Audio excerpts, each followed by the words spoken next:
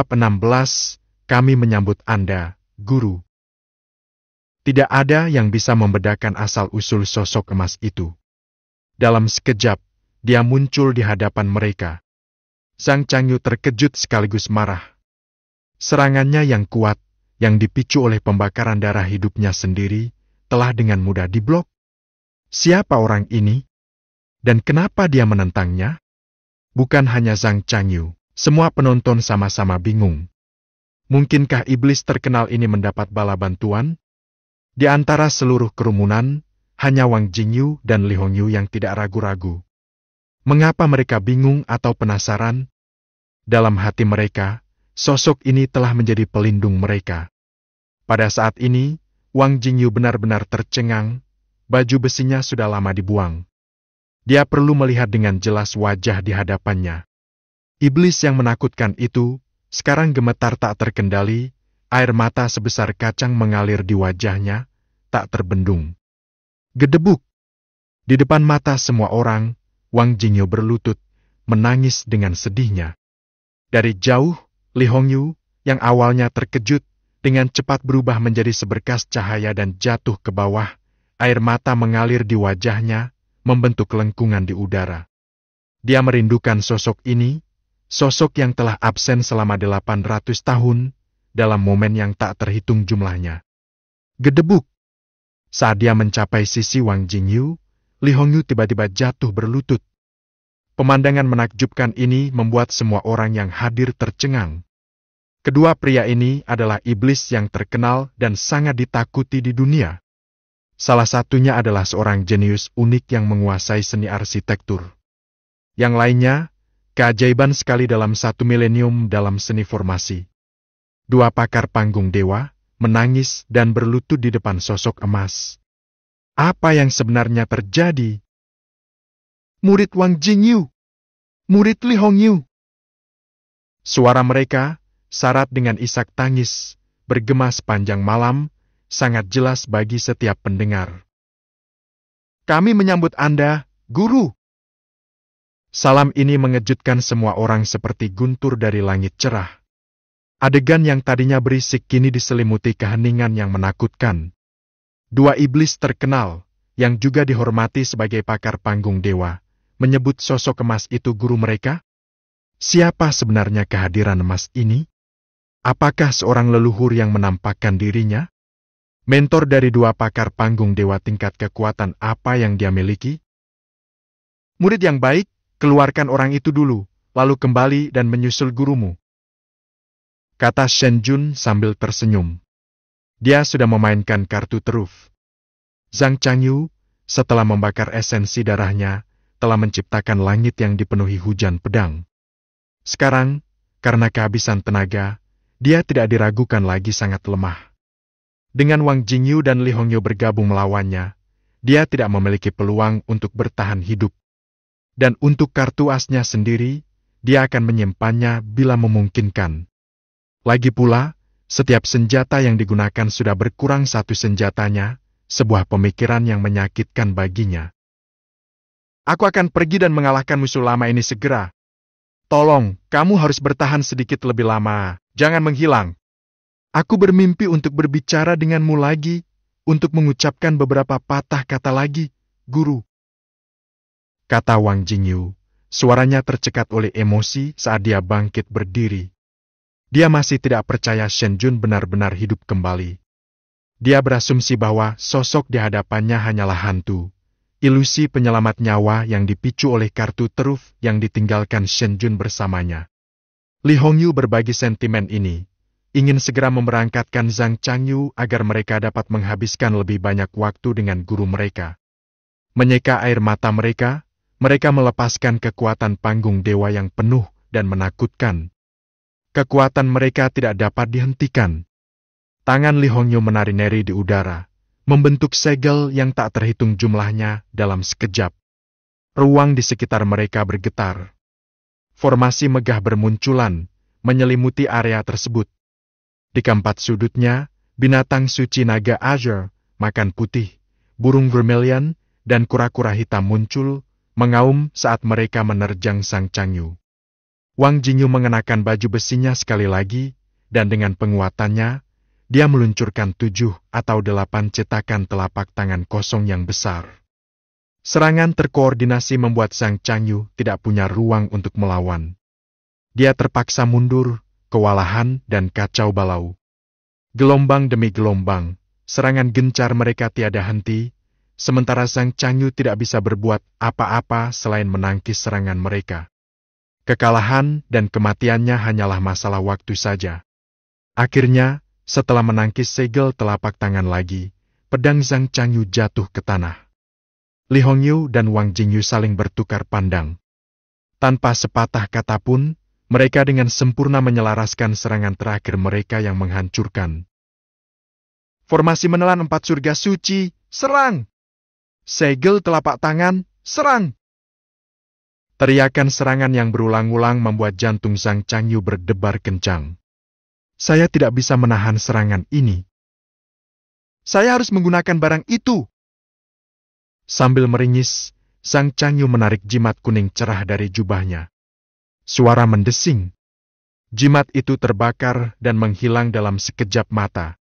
Jika bahkan Jiang Tua, yang mencari nafkah dengan merampok makam, memiliki kartu as yang bisa menyelamatkan nyawanya, maka pastinya Zhang Changyu, seorang master sekte dan pakar tingkat puncak, akan memiliki kartu asnya sendiri. Di panggung dewa, menentukan pemenang sangatlah mudah. Tapi memutuskan hidup atau mati adalah tantangan yang sama sekali berbeda, sama menakutkannya dengan mencapai surga. Saat 2 gerakan mematikan itu hendak merenggut nyawa Zhang Changyu, bayangan hantu muncul di hadapannya. Dengan lambaian tangannya yang lembut, seolah-olah menyingkirkan sehelai asap, bayangan itu menghilangkan ancaman tersebut. 4 binatang suci, energi vitalnya melonjak seperti sungai. Serangan segel telapak tangan yang tak terhitung jumlahnya, masing-masing sangat hebat. Semua lenyap dalam sekejap. Bayangan itu, setelah dengan mudah menangkis serangan kedua bersaudara itu, memberikan pandangan yang mengesankan ke sekeliling ruangan. Mereka yang terperangkap dalam tatapannya tanpa sadar bergidik, ketakutan mendasar muncul di jiwa mereka. Bahkan Wang Jingyu dan Li Hongyu mendapati diri mereka menelan ludah dengan gugup. Seorang kaisar yang berdaulat. Bayangan ini adalah oknum besar bernama Kaisar Sovereign. Saya Kaisar Sovereign Kang Cheng dari Tanah Suci Laut Bintang. Beraninya Anda menumpangkan tangan ke bawahan saya. Aku akan memberimu kesempatan untuk mengakhiri hidupmu sendiri. Lanjutkan dengan cepat, jangan biarkan aku menunggu. Kehadiran kaisar yang berdaulat sangat berwibawa dan angkuh. Namun Wang Jingyu dan Li Hongyu tidak terpengaruh. Faktanya, pengungkapan bahwa mereka menghadapi Kaisar Sovereign Kang Cheng dari Tanah Suci Laut Bintang hanya memicu kemarahan mereka. Ambil nyawa kita sendiri. Dengan pengawasan guru kita tidak mampu menanggung aib seperti itu. Apa bedanya jika dia adalah kaisar yang berdaulat? Hari ini, aku dan kakakku bersiap bertarung sampai mati, meski itu berarti mengupas lapisan kulit kami. Tanpa ragu-ragu, pasangan itu sekali lagi mulai mengumpulkan kekuatan spiritual mereka, mempersiapkan diri untuk serangan berikutnya. Seorang kaisar yang berdaulat, hanya pemikiran ilahi, dan kamu berpikir untuk mengintimidasi kami? Suara itu dipenuhi dengan tawa yang mencemooh. Shen Jun menghilangkan aura emas yang menyelimutinya dan terkekeh. Jika kamu mencoba menipuku, kamu sebaiknya memanggil yang asli. Pada saat inilah orang banyak benar-benar memahami sejauh mana budidaya guru mereka. Tahap kekuatan supernatural tingkat kedua. Tapi, mungkinkah ada kesalahan? Bagaimana mungkin dia terlihat berada di tahap kekuatan supernatural tingkat kedua? Tidak, ada yang tidak beres. Mereka pasti telah disesatkan oleh kekuatan suci senior yang hebat. Seseorang yang berada di tahap kekuatan supernatural bahkan seharusnya tidak bisa terbang, namun pria ini berdiri dengan mudahnya di atas kehampaan. Kamu punya keberanian untuk menentang keputusan kekaisaran? Bayangan gelap berbicara dengan suara yang begitu dalam hingga terasa dingin saat dia mulai mengumpulkan pancaran cahaya ilahi di tangannya. Cukup kicaumu yang tak henti-hentinya, bodoh! Dengan raungan menggelegar dari lidahnya, pergelangan tangan Shen Jun bergerak tajam, dan sebuah jarum tipis, bersinar dengan spektrum cahaya cemerlang, menembus udara dengan kecepatan luar biasa. Astaga! Disertai dengan ledakan sonik yang menusuk, bayangan kaisar berdaulat hancur hingga berkeping-keping. Zhang Changyu, yang terperangkap tepat di belakang bayangan gelap, tertusuk tanpa ada peluang untuk bertahan hidup. Jiwanya dilenyapkan, ditakdirkan untuk tidak pernah menemukan kedamaian atau kelahiran kembali. Namun kekuatan jarum dewa berwarna pelangi tidak berkurang, terus terbang menuju cakrawala dengan kecepatan yang menakjubkan. Tujuannya adalah tanah suci Laut Bintang. Tatapan Shen Jun sedingin es. Tanah suci Laut Bintang. Selalu tanah suci Laut Bintang yang bikin masalah. 800 tahun yang lalu, saya tidak memiliki kekuatan untuk menghadapi Anda. Namun kini, keadaan telah berubah. Jarum kaca pelangi ini adalah hadiah penyambutanku untukmu saat reuni kita. Bab 17, sebuah serangan jarum. Ribuan mil jauhnya, di dalam tanah suci Laut Bintang, sebuah aula megah dan menakjubkan berdiri. Di dalamnya, seorang pria paruh baya yang kuat perlahan membuka matanya. Dia adalah salah satu dari 3 kaisar penguasa tanah suci Laut Bintang, kaisar penguasa Kangcheng. Tiba-tiba, ekspresinya berubah suram saat dia dengan paksa membanting telapak tangannya ke sandaran tangan. Seekor semut berani menantang keperkasaan seorang kaisar. Dia bergemuruh. Mendengar teriakan marahnya, beberapa pria berbaju hitam muncul dari kehampaan, segera berlutut di depan takhta. Masing-masing memiliki basis budidaya setidaknya di puncak alam petapa agung, dan banyak di antara mereka adalah kultivator dewa sejati. Kamu harus segera. Kaisar yang berdaulat Kangcheng hendak mengeluarkan perintah, namun kalimatnya terpotong di tengah-tengah karena kejadian yang tidak terduga. Suara mendesing. Suara melengking dari udara yang diiris semakin keras saat jarum panjang, memancarkan spektrum cahaya ilahi, meluncur ke arah mereka. Wajah Kaisar Kangcheng memucat, hatinya dicekam ketakutan. Klonya sendiri telah dilenyapkan oleh jarum dewa berwarna pelangi beberapa saat yang lalu. Dan sekarang, dalam kurun waktu sesingkat itu, kekuatannya yang tiada henti telah menempuh jarak ribuan mil untuk mengejarnya di sini. Kaisar Kangcheng dengan cepat memanggil kekuatan spiritual pelindungnya. Namun jarum dewa itu terlalu cepat. Ujungnya terlalu tajam, tak terbendung bahkan oleh ribuan gunung. Ah! Jeritan mengerikan bergema di seluruh aula. Kaisar Savan Kangcheng, yang tadinya berdiri angkuh dan berwibawa, kini menggeliat di lantai, memegangi kepalanya dan melolong kesakitan saat darah mengalir melalui jari-jarinya. Orang-orang berbaju hitam ketakutan karena kejadian yang tiba-tiba, wajah mereka dilanda ketakutan. Cepat, lindungi kaisar yang berdaulat. Tunggu apa lagi? Segera ambil petapa agung dari Dao Medis. Kaisar Savan Kangcheng telah diserang. Cepat, beritahu 2 Savan lainnya. Kepanikan pun terjadi di antara petugas berpakaian hitam.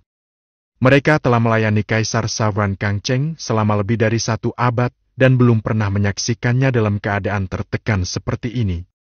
Beberapa saat kemudian, kehadiran hebat lainnya muncul dari kehampaan, mengungkapkan kehadiran kaisar penguasa tanah suci Laut Bintang lainnya, penguasa surga yang terbakar. Kangcheng, apa yang terjadi? Alis Kaisar Fen berkerut saat dia bertanya dengan mendesak. Namun kaisar yang berdaulat Kangcheng tidak bisa bereaksi, termakan oleh ratapan kesakitan dan menggeliat di tanah. Kamu! Bicaralah! Apa yang sebenarnya terjadi? Kaisar Fen menangkap salah satu pria berbaju hitam. Oranya meledak dengan kekuatan sedemikian rupa sehingga aliran kekuatan spiritual di dalam aula terhenti. Begitulah kekuatan mengerikan dari kaisar yang berdaulat. Pria yang ditangkap, gemetar ketakutan dan wajahnya pucat, tergagap saat menjelaskan. Wajah Kaisar Fen, serangan telah membuat Kangcheng berada dalam kondisi yang mengerikan ini. Sebagai sesama penguasa tanah suci Laut Bintang, Kaisar Fen sangat menyadari kekuatan Kang Cheng yang luar biasa.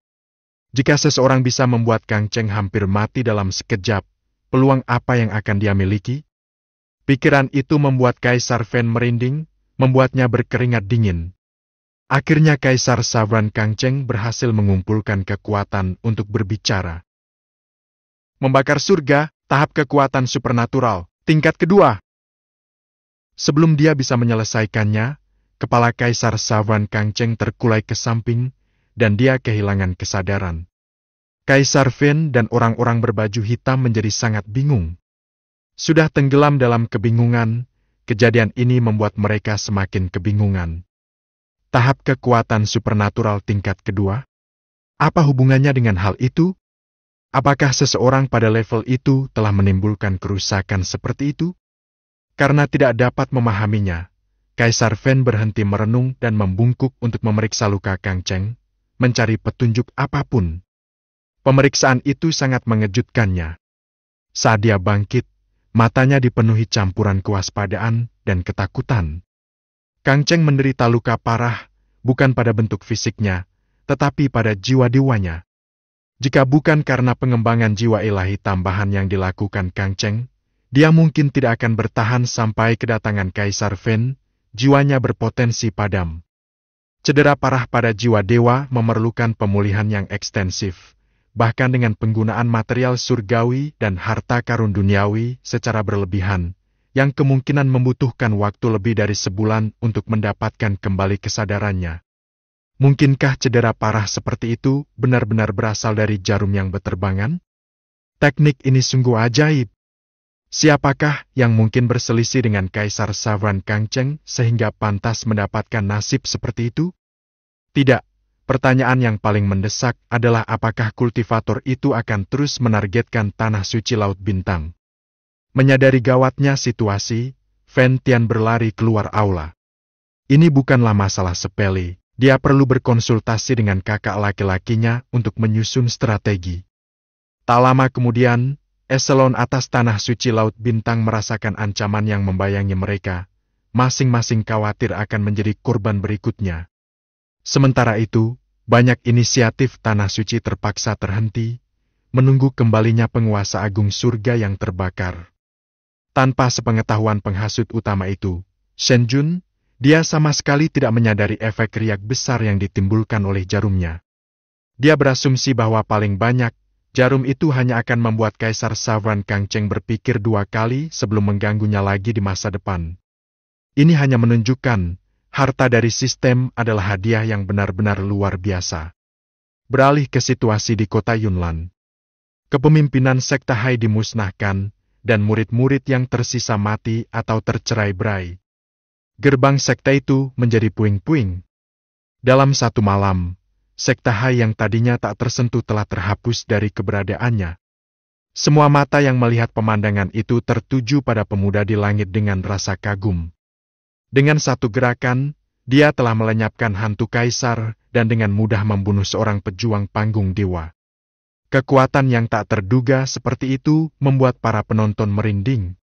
Namun ada satu orang yang tidak terintimidasi tetapi malah memasang tampang aneh.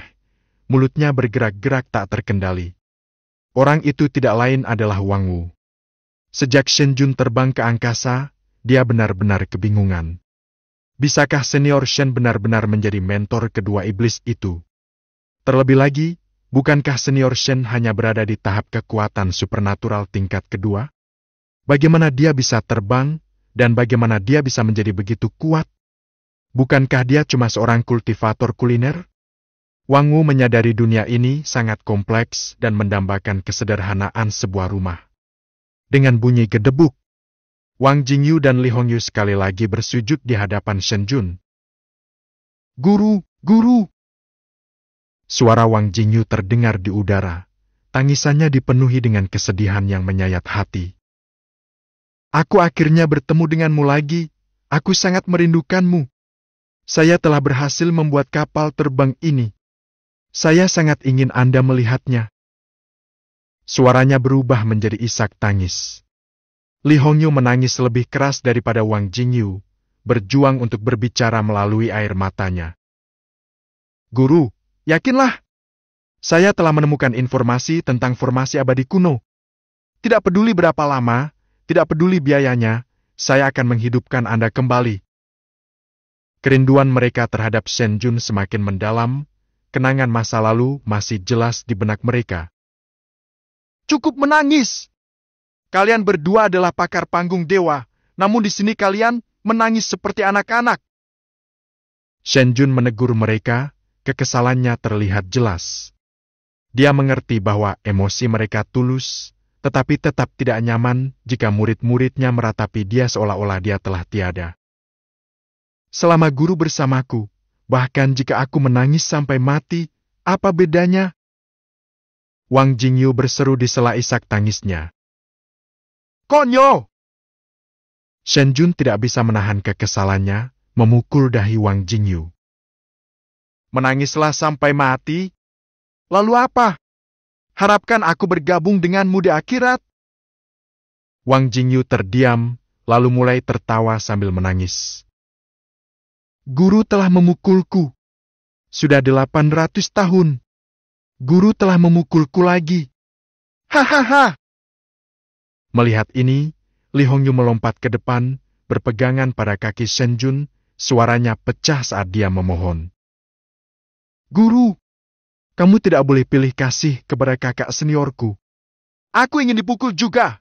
Aku ingin dipukul juga. Wajah Shen Jun menunjukkan kekesalan. Yu kecil, apa kamu yakin itu yang kamu inginkan? Bab 18. Kaisar setengah langkah kecepatan kultivasi 10 kali lipat. Saya yakin. Guru, tolong serang saya. Lakukan sekarang. Li Hongyu mengangguk penuh semangat, menggerakkan kepalanya seolah sedang menumbuk bawang putih, dan bahkan mendekatkan wajahnya. Pada titik ini, Shen Jun memahami maksud kedua muridnya. Kedua orang bodoh ini pasti salah mengira dia sebagai semacam jiwa yang tersisa atau kesadaran ilahi, yang akan menyelamatkan mereka dan kemudian menghilang dengan cepat dan waktu mereka tidak banyak dengannya. Karena kebodohan mereka ini saja, mereka pantas mendapatkan pahala yang pantas. Saat Shen Jun hendak menyerang, notifikasi sistem berbunyi sekali lagi. Reuni dengan murid 1/81. Hadiah, peningkatan kecepatan kultivasi 10 kali lipat versi host. Reuni dengan murid 2/81. Hadiah, 100 tahun berkultivasi versi murid. PS, versi host khusus untuk digunakan oleh tuan rumah. Versi murid khusus untuk digunakan oleh murid. Ini adalah imbalan sistem yang dirindukan Shen Jun. Air mata menggenang di mata Shen Jun. Setelah menentang takdir, dia sudah memiliki kaliber tertinggi, dan sekarang dengan peningkatan kecepatan kultivasi 10 kali lipat, dia siap untuk melambung. Shen Jun merasa kesal dengan murid-muridnya yang melebihi tingkat kultivasinya, tapi sekarang tampaknya tidak akan lama lagi dia akan melampaui mereka. Namun, hadiah lainnya membuat Shen Jun agak bingung. 100 tahun berkultivasi untuk muridnya? Ini adalah pertemuan pertama Shen Jun dengan hadiah sebesar itu. Bagaimana cara memanfaatkannya? Tuan rumah dapat memberikan hadiah basis kultivasi setelah menyentuh seorang murid yang membutuhkan transmisi kekuatan. Ciri khas sistemnya, lugas dan kuat. Nah, jika itu masalahnya, apakah kontak tidak langsung saja sudah cukup? Ya. Sistem dikonfirmasi. Hehehe, ini akan menjadi menarik. Sebuah rencana nakal terbentuk di benak Shen Jun. Yu kecil, tuanmu akan memulai pemukulan. Tuan, saya siap. Li Hongyu mendongak, wajahnya dipenuhi antisipasi. Sangat baik. Shen Jun mengangkat tangannya tinggi-tinggi, dan cambuk emas muncul di genggamannya. Cambuknya luar biasa, diselimuti esensi dao agung. Saat cambuk itu berayun dengan lembut, ia mengirimkan riak ke seluruh ruang di sekitarnya. Mata Wang Jingyu melebar karena terkejut. Ini cambuk naga tinggi. Guru, di mana kamu menemukan ini? Kami mengira harta karun tertinggi ini telah mengambil roh dan pergi bersamamu. Tunggu, ada yang tidak beres. Bahkan jiwa yang tersisa tidak dapat menggunakan harta karun spiritual. Mungkinkah? Guru, benarkah? Kedua murid itu tercengang. Memang, baik jiwa yang terdiskarnasi maupun avatar indera ketuhanan tidak dapat memanipulasi benda magis tubuh asli mereka. Jadi, apa yang terjadi dengan jarum dewa dan sekarang cambuk naga tinggi? Hanya ada satu penjelasan. Berhentilah menebak. Gurumu benar-benar telah hidup kembali, kata Shen Jun sambil tertawa kecil. Tatapannya penuh kasih sayang saat dia melihat kedua murid bodohnya. Hormat! Mereka berdua berteriak serempak, air mata dan tawa bercampur saat mereka bergegas menuju Shen Jun. Diam! Shen Jun melangkah mundur, dengan terampil menghindari mereka. Wang Jingyu dan Li Hongyu langsung menjadi tenang. Shen Jun mendengus dingin dan melanjutkan. Kalian berdua, salah satu dari kalian fokus pada formasi dan yang lainnya pada konstruksi. Sejujurnya, kalian berdua adalah staf pendukung di sekte kita. Dan kalian berani menghadapi seorang kultivator pedang dengan level yang sama secara langsung? Apakah kamu sudah melupakan semua ajaranku? Bersiaplah! Waktunya untuk menerima cambukku. Dengan itu, Shen Jun menjentikkan cambuk naga tinggi. 800 tahun yang lalu, harta karun ini menjadi tongkat pengajarannya. Ya guru! Air mata kembali muncul di mata Wang Jingyu dan Li Hongyu. Baik cambuk naga tinggi maupun suara tegas guru mereka terlalu familiar bagi mereka. Sudah 800 tahun yang panjang. Retakan! Mendera! Retakan! Cambuk naga tinggi menyerang dengan kekuatan yang terukur, dan Shen Jun dipenuhi dengan rasa frustrasi dan belas kasih. Seandainya dia tidak ada di sini hari ini, kedua murid bodohnya ini mungkin benar-benar menemui ajalnya. Belum lagi Zhang Changyu sendiri merupakan tantangan berat bagi mereka. Kehadiran klon ilahi kaisar saja bisa dengan mudah menghancurkan mereka. Pukulan darinya memang menyakitkan, tapi jika dipukul oleh orang lain, bisa berakibat fatal. Cambuk naga tinggi, senjata ilahi yang diberikan oleh sistem, dirancang untuk menargetkan jiwa dewa, memiliki kesamaan unik dengan jarum ilahi 7 warna. Meskipun benar bahwa Shen Jun tidak bisa memaksakan dirinya untuk bersikap terlalu keras terhadap murid-muridnya sendiri, cambuk naga tinggi di tangannya dipegang dengan kelembutan sebatang bambu. Hadiah sistem yang baru saja dia terima diam-diam dimasukkan ke dalam cambuk naga tinggi. Dengan setiap serangan, penanaman selama 1 tahun ditransfer. Pemandangan dua iblis panggung dewa berlutut dan menerima hukuman mereka dengan patuh membuat para penonton terlalu ketakutan bahkan untuk bernapas dengan keras. Siapa yang berani mengambil tindakan? Belum lagi tuan muda yang penuh teka-teki. Jika kedua iblis itu mengira seseorang sedang mengejek mereka, orang itu akan dilenyapkan setelah hukuman mereka. Cambuk naga tinggi melanjutkan tariannya yang tiada henti. Wang Jingyu dan Li Hongyu dengan bijak melepaskan kekuatan spiritual pelindung mereka, menguatkan diri mereka hanya dengan ketahanan fisik. Meski menderita, mereka merasakan kebahagiaan yang luar biasa. Mereka telah menunggu disiplin ini selama 800 tahun. Segera, mereka menyadari sesuatu yang menakjubkan. Budidaya mereka melonjak dengan kecepatan luar biasa. Saling bertukar pandangan sekilas, mereka mengerti ini tidak diragukan lagi adalah pekerjaan guru mereka. Guru, Anda baru saja dibangkitkan ini seharusnya tidak terjadi. Guru, mohon tarik kembali kultivasi Anda. Murid-murid Anda tidak membutuhkannya. Mereka sangat khawatir. Takut Shen Jun akan menghabiskan energi vitalnya. Bagaimanapun, memberikan kepala dan menanamkan kultivasi adalah tindakan yang dapat menimbulkan kerugian serius. Masih menggeliat? Tetap diam, atau aku mungkin akan menelanjangi kalian berdua sebelum cambukan berikutnya. Shen Jun menatap mereka dengan tegas dan meyakinkan mereka. Jangan khawatir, semuanya sudah terkendali. Suara cambuk terus terdengar. Setiap murid menerima 50 cambukan, bersama dengan 50 tahun budidaya. Meskipun Shen Jun tidak mengerahkan seluruh kekuatannya, cambuk naga tinggi berhasil melakukan tugasnya, meninggalkan pakaian mereka compang-camping dan punggung mereka berlumuran darah.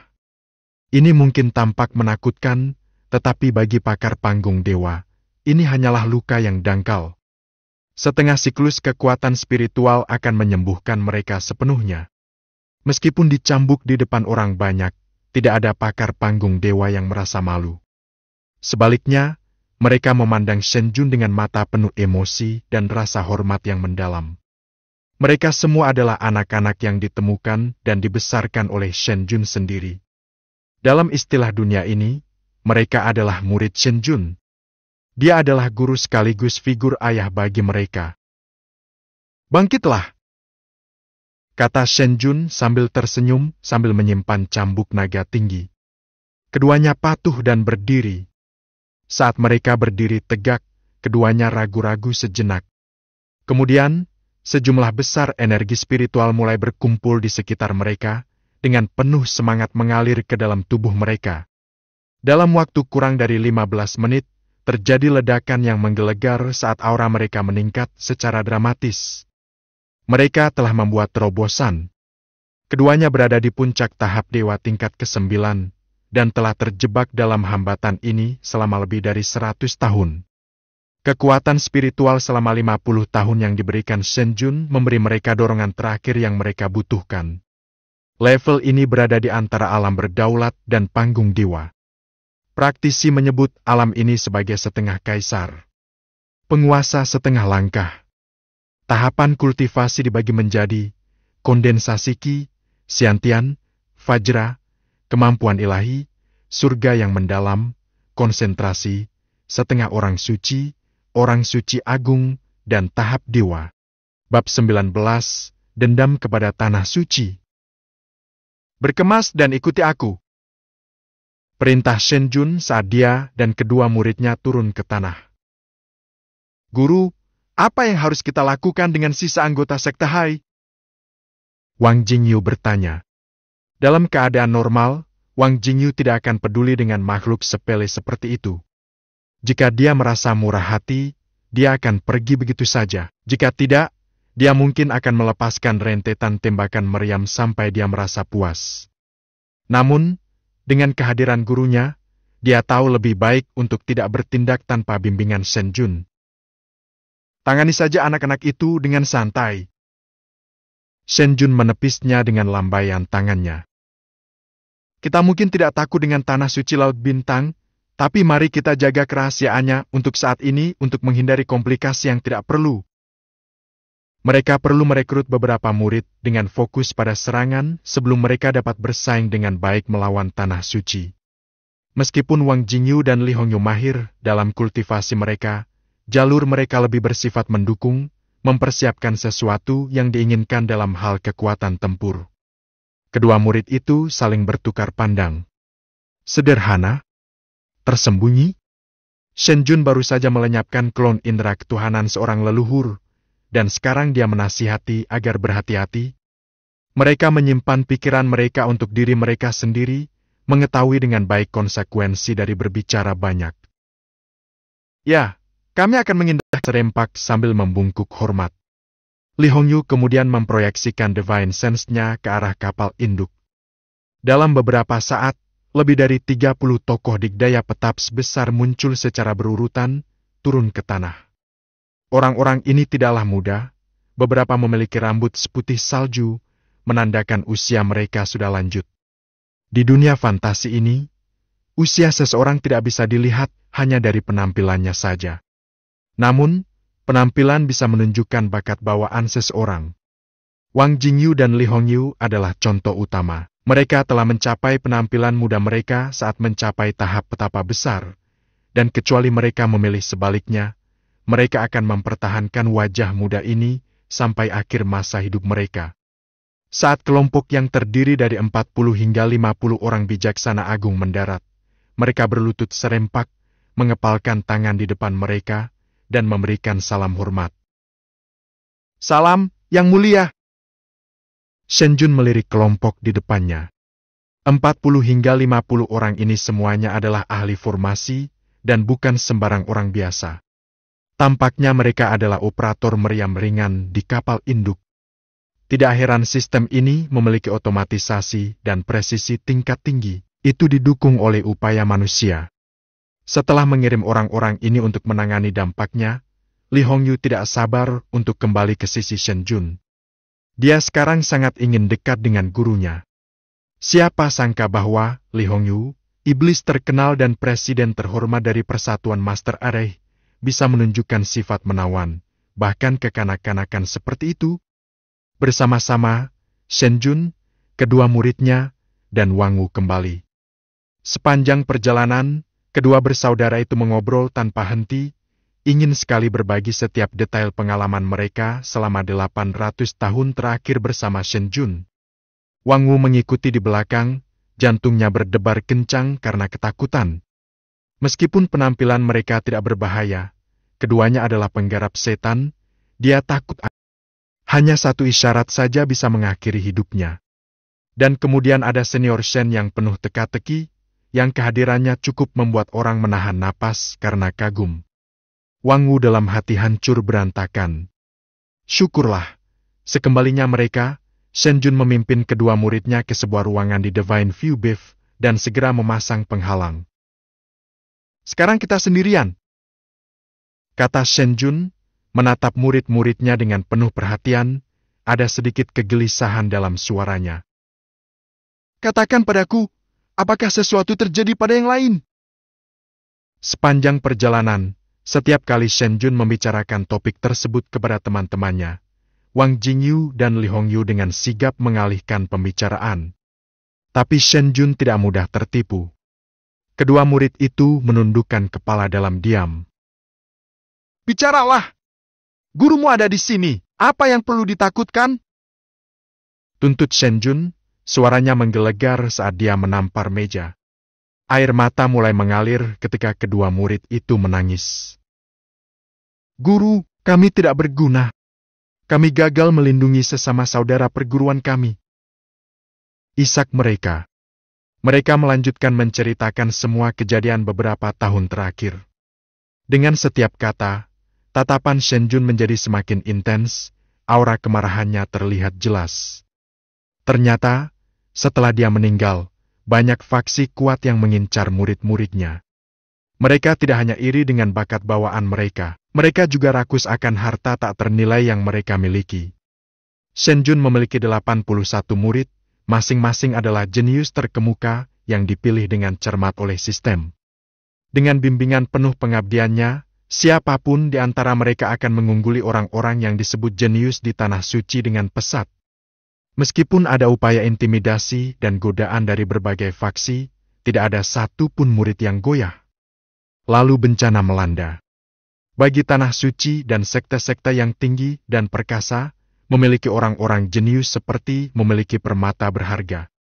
Jika mereka tidak dapat dimanfaatkan, maka mereka harus disingkirkan. Lebih baik menghentikan ancaman tersebut sejak awal daripada membiarkannya berkembang menjadi bahaya di masa depan. Pada saat itu, murid-murid Shen Jun masih muda dan tidak memiliki kekuatan untuk menahan serangan kekuatan besar yang melawan mereka. Mereka tidak punya pilihan selain berpencar. Beberapa bersembunyi di negara bagian tengah, sementara yang lain melarikan diri ke 8 wilayah surgawi besar lainnya. 81 bersaudara itu masing-masing berperang sendiri-sendiri, berusaha mati-matian untuk meningkatkan kekuatan mereka. Mendengar ini, Shen Jun sangat marah, dan hatinya hancur. Tanpa perlindungannya, anak-anak ini menjadi sasaran kekejaman seperti itu. Mereka terpaksa meninggalkan rumah mereka untuk menghindari pengejar mereka. Mengambil napas dalam-dalam untuk meredam amarahnya, Shen Jun bertanya dengan nada serius. Berapa banyak yang bisa Anda hubungi sekarang?